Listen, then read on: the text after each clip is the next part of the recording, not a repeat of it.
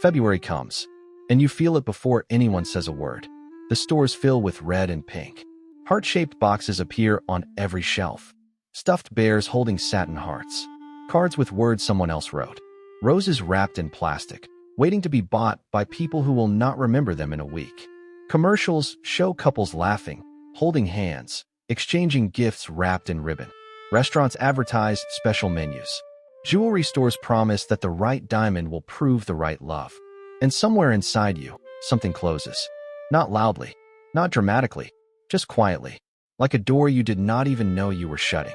Your coworkers start talking about reservations, dinner plans, what they are getting, what they are giving, what their partner did last year, what they hope will happen this year.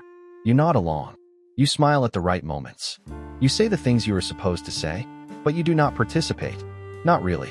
When someone asks what you are doing for Valentine's Day, you shrug. You say something vague. Not much. Probably nothing. It is not really my thing. And they look at you, just for a second, like you said something strange, like you admitted to not liking music, or sunshine, or joy itself. They do not understand. They cannot imagine choosing to sit this one out. They move on. They do not push, but you feel the pause, the tiny gap between their world and yours. Other people seem to look forward to this day. They plan weeks in advance. They anticipate. They get excited about flowers and chocolate and romantic gestures that will be photographed and posted and liked by people they barely know. But you do not. And it is not because you are bitter. It is not because you are alone. It is not because no one has ever loved you or you have never loved anyone. It is something else. Something quieter. Something that has been with you longer than you realize. You skip Valentine's Day, not out of anger, not out of protest, not to make a statement or prove a point, out of something deeper, something you have never fully named, something that lives in the space between what the world expects and what you actually feel. And every year, when February 14th passes like any other day, you wonder if anyone else feels this way. You do. Every single time. People assume things about you. They think you are cynical, bitter, emotionally unavailable. They think you must have been hurt, that someone broke your heart once, and now you refuse to celebrate love as some kind of protection or punishment. Or they think you are just difficult, contrarian, the type of person who rejects things simply because everyone else accepts them. Like skipping Valentine's Day is a personality trait you perform to seem different. But that is not it. That has never been it. You are not against love. You are not against connection. You are not against romance or tenderness or the quiet intimacy of being known by another person. You just do not feel it the way this day demands you to feel it. The forced sentimentality, the performative gestures, the pressure to prove something on a specific date chosen by someone else, for reasons that have more to do with commerce than connection. It does not land for you.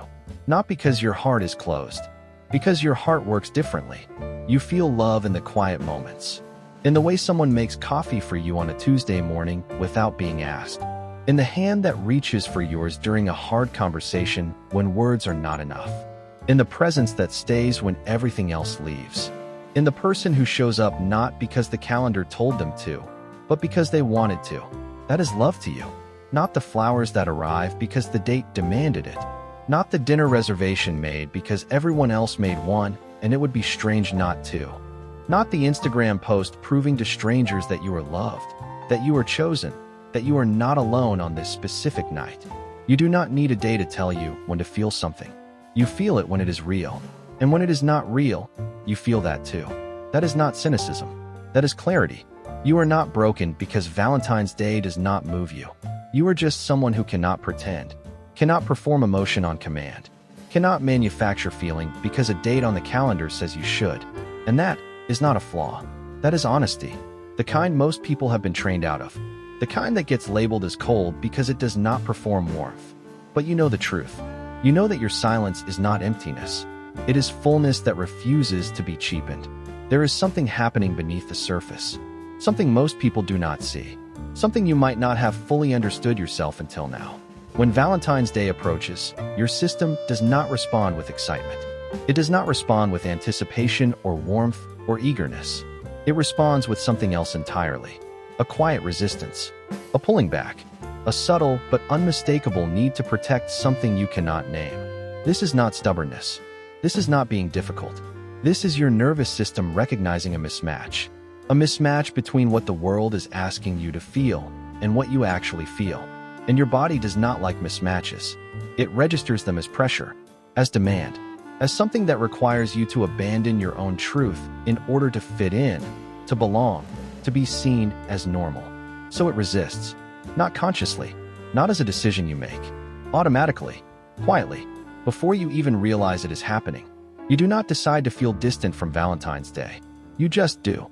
Because somewhere inside you, there is a part that refuses to perform, refuses to smile when you do not feel like smiling, refuses to say, "I love you," because the calendar told you to, refuses to buy flowers because the commercials said that is what love looks like, refuses to participate in something that feels hollow, even if everyone else seems to find it meaningful. This is not emotional dysfunction. This is emotional integrity. Your system is wired to detect authenticity.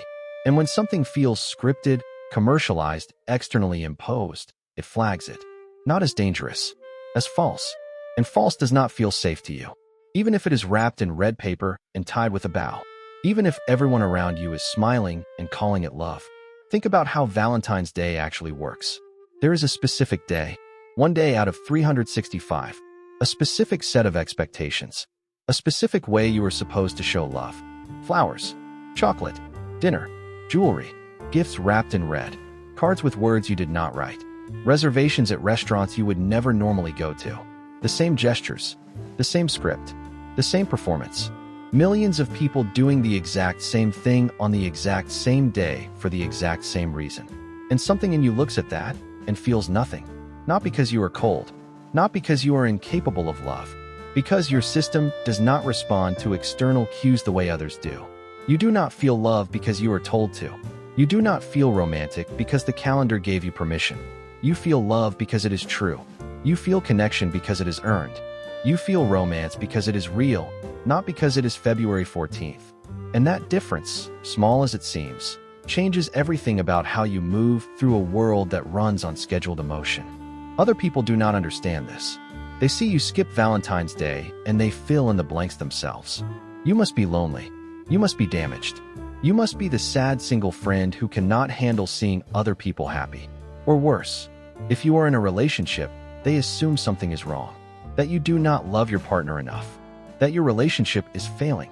That you are not romantic enough. Not trying hard enough. Not giving enough. That you are failing at something everyone else seems to manage without effort. They do not say it directly. Not always. But you feel it. In the look they give when you say you do not have plans. In the slight tilt of the head. The raised eyebrow. The pause before they change the subject. In the jokes that are not quite jokes. You are so unromantic. Do you even have feelings? Who hurt you? In the way couples talk about their Valentine's plans in front of you, glancing over to see your reaction, waiting for the envy, the longing, the proof that you wish you were like them. But you do not give them that, because you do not feel it. And that confuses them. You learn to deflect. You make a joke before they can. You change the subject. You act like it does not bother you. But sometimes it does. Not because you wish you were like them. Because you wish they could see what you actually are. Someone who loves deeply, quietly, without performance or announcement. Someone who does not need a holiday to prove it. Someone whose absence from the celebration is not a rejection of love, but a protection of it. But they do not see that. They see the empty hands, the missing reservation, the lack of flowers on your desk, the absence of a story to tell when everyone shares theirs. And they draw their own conclusions. After a while, you stop explaining. Because explaining feels like defending. And you are tired of defending something that should not need a defense. So you let them think what they think. You let the silence speak. And you carry the quiet weight of being misunderstood by people who have never questioned why they do what they do. They follow the script because the script is there. You cannot. And that difference creates a distance that no one talks about. But you feel it every single year when February comes around. This did not start with Valentine's Day. It started long before. Somewhere in your past, you learned something about love. Something about how it is shown. How it is expected.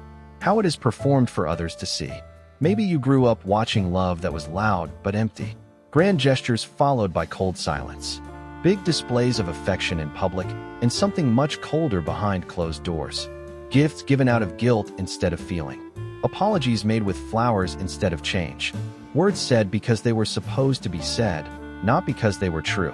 And you learned, without anyone teaching you directly, that performance is not the same as presence.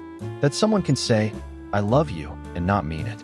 That flowers can be an apology for something that should never have happened. That the biggest displays sometimes hide the smallest feelings. That what looks like love is not always love. So you stopped trusting the display. You started watching for the quiet things instead. The consistency, the effort on ordinary days when no one was watching. The way someone treats you when there is no audience, no occasion, no calendar telling them to be good to you. That became your measure. Not the grand gesture, the daily truth, the small things that cost nothing but attention. And once you learned to see love that way, the holiday version stopped making sense. It is not that you rejected Valentine's Day on purpose. It is that Valentine's Day stopped meaning anything real to you. Because real love, the way you learn to recognize it, does not arrive on schedule. It does not come in a box. It does not need a receipt. It does not need an audience or a hashtag or a photo to prove it happened. It just is present, quiet, unannounced, consistent. And when something real lives inside you, the manufactured version becomes almost unbearable. Not because you are judging others, because your system physically cannot pretend. It learned too early what empty love looks like. It learned too well how to spot the difference between performance and presence. And now it refuses to participate in anything that resembles the emptiness it once knew. Even if the resemblance is only on the surface. Even if everyone else is smiling and calling it romance. So here you are, the one who skips Valentine's Day. The one who does not buy the flowers, make the reservation, post the picture, perform the ritual that everyone else performs. You have been made to feel like something is missing in you. Like you are not romantic enough, not loving enough, not soft enough to let a simple holiday move you. But now you see it differently. You do not skip Valentine's Day because you are empty. You skip it because you are full. Full of a kind of love that does not need permission from a calendar. Full of a knowing that performance is not connection. Full of a refusal to pretend that something moves you when it does not. That is not coldness. That is depth. You are the one who notices the quiet things. The way someone remembers how you take your coffee after all this time. The way they check on you when nothing is wrong, just because they were thinking of you. The way they stay, not because it is easy, not because it is expected, because they choose to. Again and again. That is the love you understand. That is the love you trust. And it has nothing to do with February 14th. You are not less romantic than other people. You are differently romantic. You love in presence, not performance. In consistency, not spectacle. In truth, not tradition. And that is not something to fix or overcome or grow out of. That is something to honor. You do not need to learn how to celebrate love the way the world tells you to. You already know how to feel it, in your own way, on your own terms, without the red paper, without the pressure, without the need to prove anything to anyone. The world may never fully understand this, but you do, and that is enough. Next February, the stores will fill with red again. The commercials will play, the couples will plan, the pressure will return like it always does, and you will feel that familiar quiet, that stepping back, that door closing softly inside you while everyone else rushes forward. But this time, instead of wondering what is wrong with you, pause, just for a moment, and ask yourself something different. What if the love you are protecting by staying silent is the most real thing about you? You do not need to answer. Just let it sit with you. If any of this felt familiar, you do not have to explain yourself.